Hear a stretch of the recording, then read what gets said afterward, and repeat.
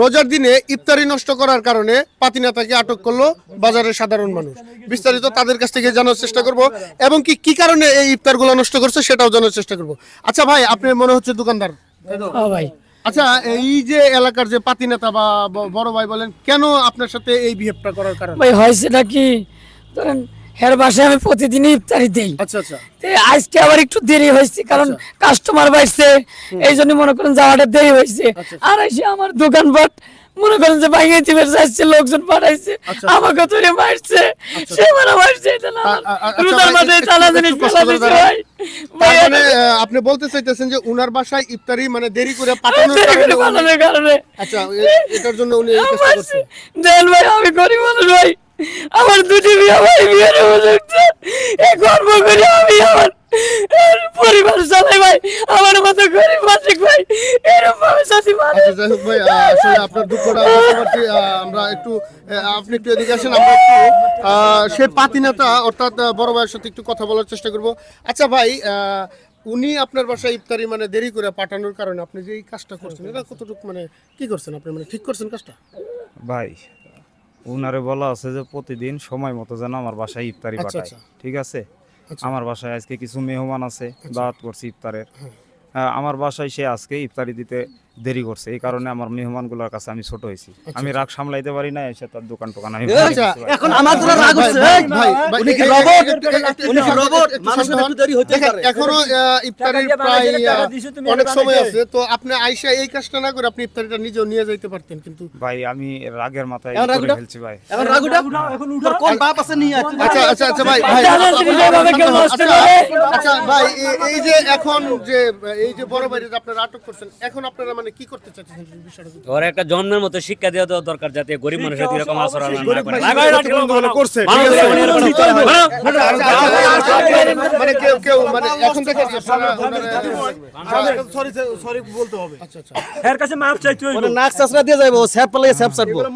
এটা নষ্ট হচ্ছে, সব দুর্বল। এটা তোমার টাকা দিয়ে ব্যবসা করে না, গরিব মানুষ কষ্ট করে কামাই করে। মানে একটু সামনে আসেন।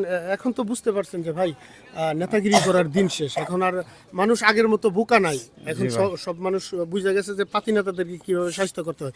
এই যে এখন ওনারা যেটা করতে চাইতেছে, এখন আপনার সাথে যদি এটা করে তাহলে আপনার কি মানে কেমন লাগবে একটু বলতে? ভাই এটা অনেক খারাপ লাগবে। আমি বুঝতে পারছি যে আমি ভুল করছি, ঠিক আছে? ওর যা ক্ষতি করছে আমি ক্ষতিপূরণ দিয়ে দিব এবং ওর কাছে আমি ক্ষমা চাচ্ছি। ভাই তো দর্শক দেখতে পারলেন আসলে যে এখন মানে পাতিনেতা সাধারণ মানুষের হাতে যখন মানে একটু মানে ধুলাই খাওয়ার পরে সে এখন তার ভুলটা বুঝতে পারছে, সে অনুতপ্ত। আচ্ছা ভাই, এই যে এখন বিষয়টা হচ্ছে মানে এখন আপনার কাছে কেমন লাগতেছে যে আপনি এখন বুঝতে পারছেন যে আপনি ভুল করছেন আর এই ধরনের কাজ করবেন না? কেমন লাগতেছে আপনার কাছে? আমার কাছে এখন ভালো লাগছে ভাই, যে আমি এত বড় অন্যায় করার পরে এনারা আমাকে মাফ করে দিছে, ঠিক আছে? আসলে সমাজে গরিব মানুষের সঙ্গে এগুলো করা উচিত না। আমাদের সমাজটাকে আরও উন্নত করতে হলে গরিবের প্রতি স্নেহ, ভালোবাসা, মায়া এগুলো থাকা অতি জরুরি ভাই, ঠিক আছে? তো আমি চাই যে আমার মতো কোনো বড় ভাই যেন গরিব মানুষের প্রতি এরকম কোনো অন্যায় অত্যাচার যেন না করে। আমার সবার কাছে একটাই অনুরোধ থাকবে। আর আমি শপথ করতেছি যে আজকে থেকে কোনো গরিব মানুষের উপরে অন্যায় অত্যাচার করব না। আচ্ছা যাই হোক ভাই, এখন এই যে ভাই ওনার ভুলটা তো উনি বুঝতে পারছেন, আপনি কি উনাকে ক্ষমা করে দিয়েছেন? আমি ক্ষমা করে দিছি, কারণ হচ্ছে ভাই গরিব মানুষ হিসেবে জন্ম লিছি, এরকম মায়ের আমারে খাওয়া লাগে মাঝে মধ্যেই, কিন্তু আমারে কারো প্রতি আমারে কোনো অভিযোগ থাকে না। সে ক্ষমা চাইছে, ক্ষমা করে দিছি।